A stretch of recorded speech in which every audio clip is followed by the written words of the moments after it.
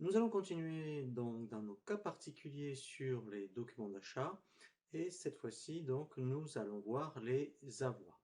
Alors ici je vais faire exprès de refaire donc une facture donc rapidement donc dans document d'achat je vais donc ici faire ajouter facture, hein. Donc normalement j'aurais pu faire une commande, un bon de réception et facture, mais là je vais gagner un peu de temps. Voilà, donc là directement en fait eh bien je vais faire une facture.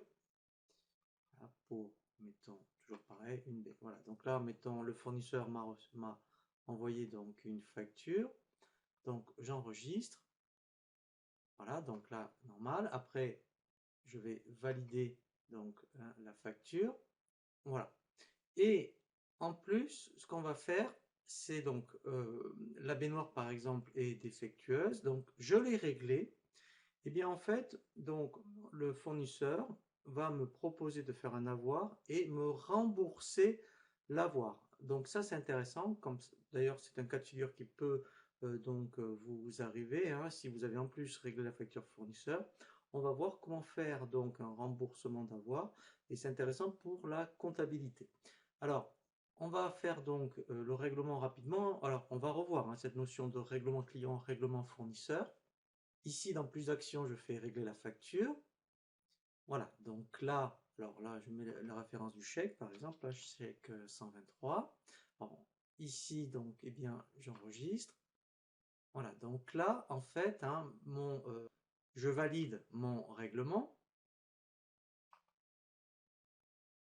Voilà, donc là, reste à affecter 0. Et donc, j'apprends que ma baignoire est défectueuse. Donc là, vous voyez que ma facture fournisseur est à 0.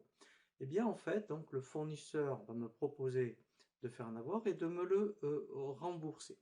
Donc ici, pour donc transférer, donc là, vous voyez, je suis bien en facture. Donc ici, pour transférer une facture fournisseur en avoir, donc je sélectionne ici donc la facture. Ici, j'ai donc plus d'actions. Et j'ai donc ici transformé en. Donc lui, automatiquement, la suite logique, il sait que, eh bien, si donc une facture fournisseur que je veux transférer, automatiquement, il va me la transférer ici donc en avoir.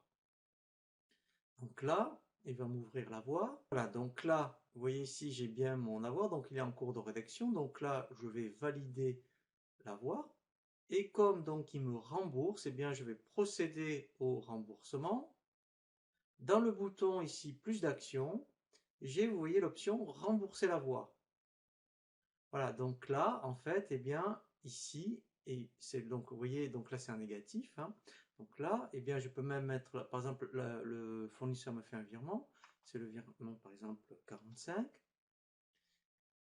Donc ici, j'enregistre, et ici, je valide mon avoir, mon remboursement d'avoir. Voilà, donc là, il reste affecté 0. Donc ici, je vais pouvoir consulter que ici dans avoir, vous voyez, donc en fait, il va être à 0.